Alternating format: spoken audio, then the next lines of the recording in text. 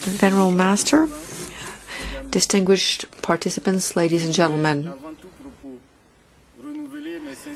First, I would like to most sincerely thank the Venerable Master Ching Kung, the Association of the Friends of the Ching Kung Foundation here at UNESCO, and the World Buddhist Fellowship to have helped us to create our Foundation for Peace, which is a private association that is non-profit and associated with UNESCO.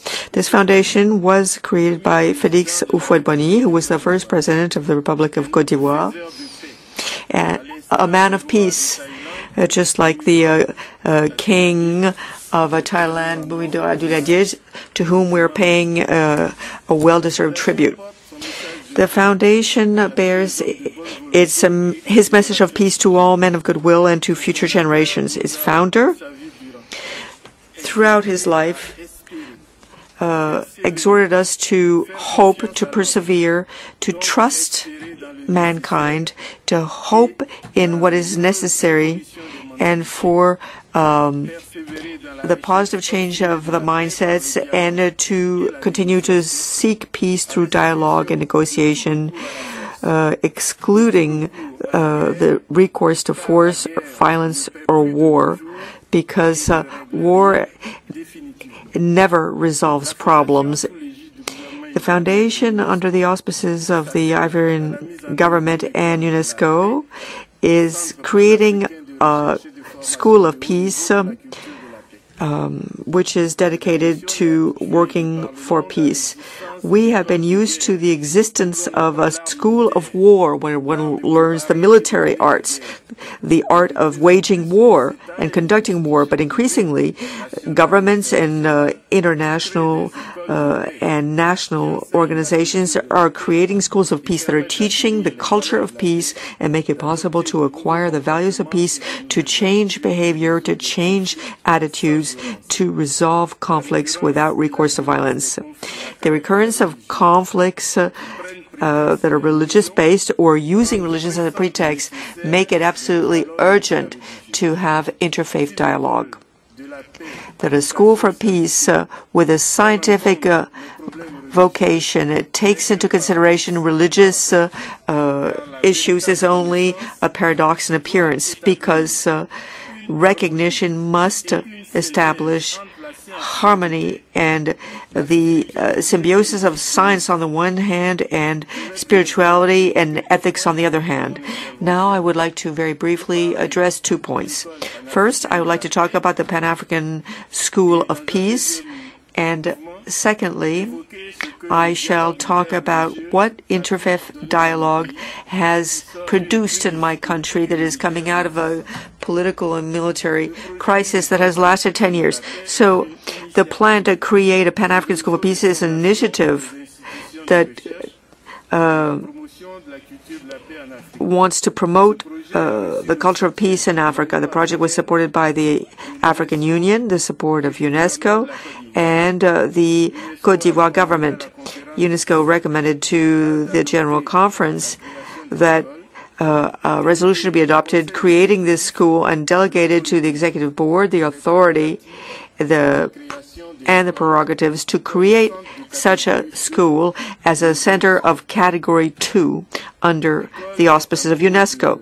The school is now being created. It should be fully operational in 2018. This school will be a concrete embodiment of international cooperation for the promotion of peace, bringing together different foreign partners. Some of them are international organizations such as UNESCO, universities, and various research centers. The school's mission is to give its students from Côte d'Ivoire and other countries practical skills to promote a culture of peace, the African cultural values, and to contribute to the scientific wealth, both nationally and internationally, on peace and the components of peace.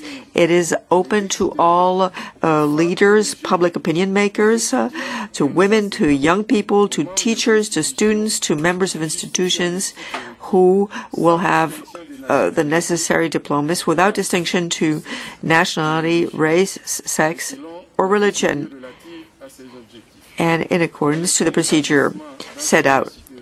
It is an institution of higher learning, and the training leads to a diploma. Specific modules are dedicated to the role and the contribution of religions, including the traditional African religions, so their contribution to peace and to interfaith dialogue and to a culture of peace. In the medium term, the school will take in students for a bachelor's, master's, and PhD programs. We hope to establish a fruitful collaboration with the very excellent initiative of the Venerable Master Ching Kung to create a university of religion. In closing, I'd like to say a couple of words about what the Interfaith Dialogue has produced in my country. As I said in my introductory remarks, my country has gone through a very large political and military crisis from 2002 to 2011. The consequences have been quite serious, and there have been attempts to manipulate religion, and all religious leaders in Côte d'Ivoire have taken upon themselves to create a structure in order to preserve dialogue between different religious leaders.